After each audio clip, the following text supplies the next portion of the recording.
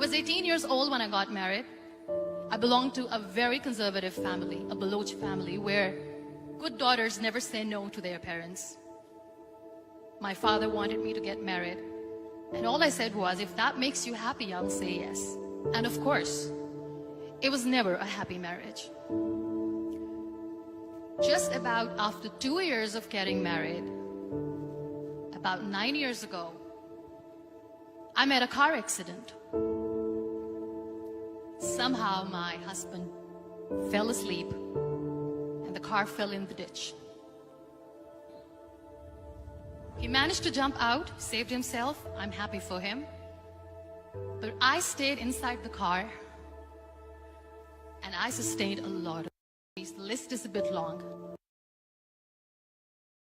Radius ulna of my right arm were fractured. The wrist was fractured. Shoulder bone and collarbone were fractured. My whole rib cage got fractured. But that injury that changed me and my life completely was the spine injury. Many people came to rescue. They gave me CPR. They dragged me out of the car. And while they were dragging me out, I got the complete transection of my spinal cord. Those 2.5 months in the hospital were dreadful.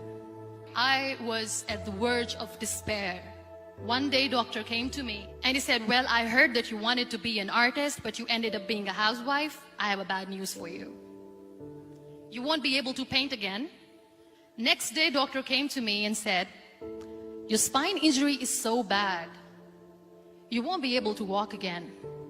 I took a deep breath and I said, it's all right. Next day, doctor came to me and said, because of your spine injury and the fixation that you have in your back, you won't be able to give birth to a child again. That day, I was devastated. I started to question my existence. Why am I even alive? So what kept me going was, one day I asked my brothers, I know I have a deformed hand, but I'm tired of looking at these white walls in the hospital and wearing these white scrubs. Bring me some colors, bring me some small canvas. I want to paint. So the very first painting I made was on my deathbed, where I painted for the very first time. What an amazing therapy it was. Without uttering a single word, I could paint my heart out. I could share my story.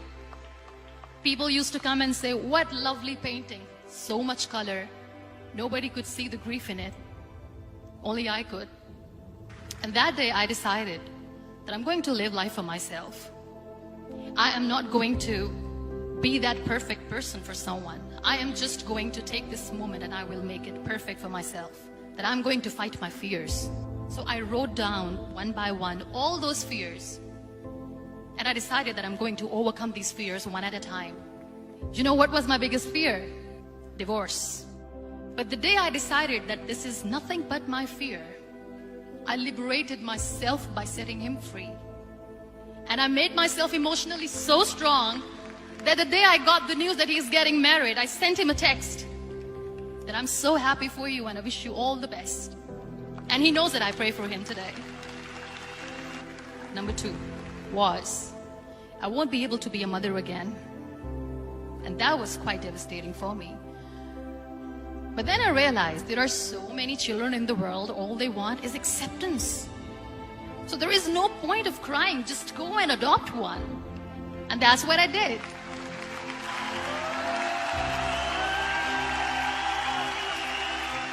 I gave my name in different organizations, different orphanages, and I waited patiently. 2 years later, I got this call from a very small city in Pakistan. I got a call and they said, are you Muniba Mazari? There is a baby boy and would you like to adopt? I could literally feel the labor pain. I said, yes, yes, I am going to adopt him. I am coming to take him home.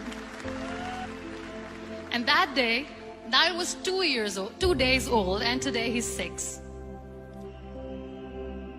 You know, when you end up being on the wheelchair, what's the most painful thing? People think that they will not be accepted by the people because we, in the world of perfect people, are imperfects. So I decided to appear more in public. I started to paint. I have done a lot of modeling campaigns. I decided that I'm going to join the national TV of Pakistan as an anchor person. I became the National Goodwill Ambassador for UN Women Pakistan, and now I speak for the rights of women, children. I was featured in BBC 100 Women for 2015. I'm one of the Forbes 30 under 30 for 2016. So when you accept yourself the way you are, the world recognizes you. It all starts from within. We have this amazing fantasy about life. This is how things should work. This is my plan. It should go as per my plan. If that doesn't happen, we give up. I never wanted to be on the wheelchair. Never thought of being on the wheelchair. This life is a test and a trial, and tests are never supposed to be easy. So when you are expecting ease from life, and life gives you lemons, then you make the lemonade, and then do not blame life for that. It is okay to be scared. It is okay to cry.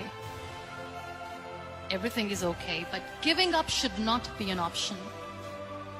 They always say that failure is not an option.